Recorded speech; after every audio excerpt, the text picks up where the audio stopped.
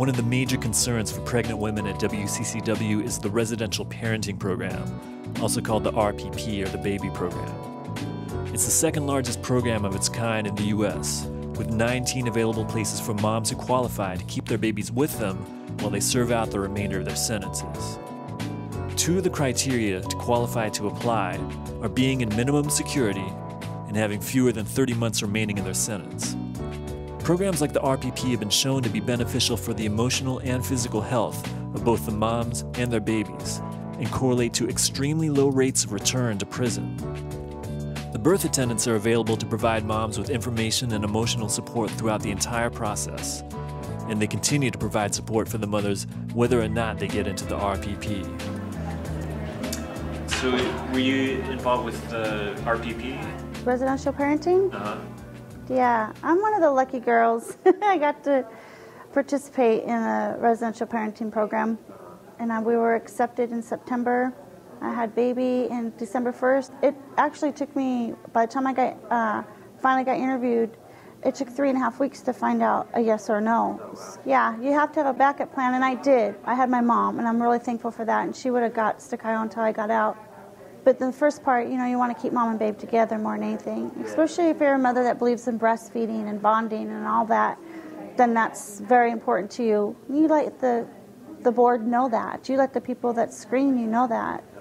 And because they want to know, what can you give the program besides what you can get from the program? Why do you want to stay here with your baby? What makes you think you're capable of raising your child when your other kids are not with you? They really throw some questions at you. And also they check your criminal history. They check your rap sheet and see what you got there. It's kind of scary. And knowing I don't want to think of him going anywhere. I mean, he'd go to my mom, but it's a very special bonding time. I mean, that first few months with your child. I mean, of course, any time with your child, but I mean, I couldn't imagine him going home and not knowing who his mother was. They have CPS at the board meeting. They have community people from the outs at the board meeting. They have the child care, because we have a child care up there in the board meeting. We have mental health there. We have associate superintendent. They're all there, and they're all asking you questions, and they all got your rap sheet. So they ain't missing a beat. It's a screening process. But once you get in, oh, what a blessing. Totally. I can't even express it even more. So you've got like your application for the RPP in process? Yes, I do. I think about 1.5 weeks is their next screening. So I pray a lot, and I've asked my friends and my family to pray. But the unexpected's scary. And with the screening being 5 days before my due date. Yeah, it's kind of cutting it to the wire, but I just keep my hopes up. It's very stressful and very emotionally, it's an emotional roller coaster, because one minute you're like, okay, maybe there's hope for me, maybe I don't have to send my baby home. Mm-hmm. The next minute they're like, you get information that, okay, there's no way they're going to allow me, and you're running to the law library or running to the doula class, bawling your eyes out because you're devastated that you're going to have to send your baby home. Mm-hmm. See, I'm going to start crying right now. It's hard to deal with. It really is. It was like the most stressful thing that I've ever gone through, was going through the application process. I wrote letters. I went over the top with my application process. I respectfully bugged everybody my whole application process, and then finally, after I had to leave him at the hospital, they got it approved. And just I don't know, I think that was the happiest day of my life when he came out. And then the next day, they hadn't approved me yet, so I had to leave him at the hospital, and I didn't know if I was going to be able to keep him while I was here. And so that was the most horrible day of my life. And then the next day, my mom brought him to the facility, and Amu told me that I did get accepted and I can keep him. So that was everything was all right again. So it's just been, those were a long 2 days, and the most emotional 2 days of my life.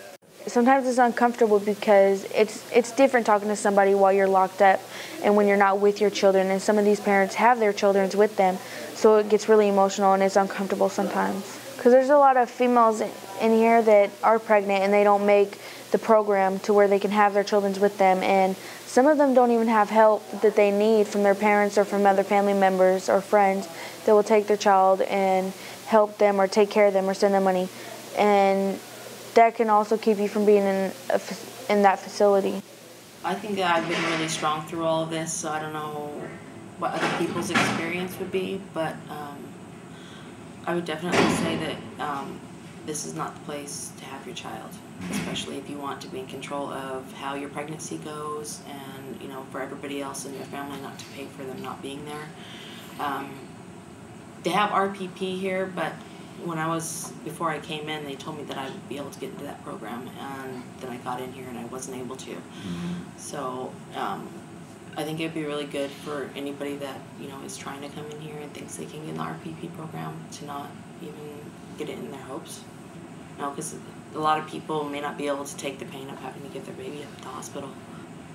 It's really, really hard. What would happen in a situation like that where somebody whose mom is in here who's pregnant doesn't have that kind of family support or a partner or someone? Like, what'll happen with the mother and the baby if they don't get into the RPP? I'm not quite sure. I know some of them have put their children in foster homes, and I know some of them, I don't know. I'm really not sure about that.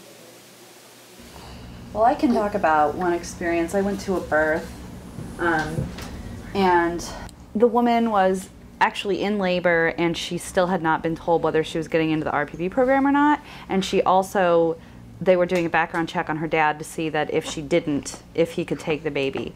So she was in labor, like, and she just kept asking me, like, what do you think is going to happen? You think I'm going to get in? What do you think is going to happen?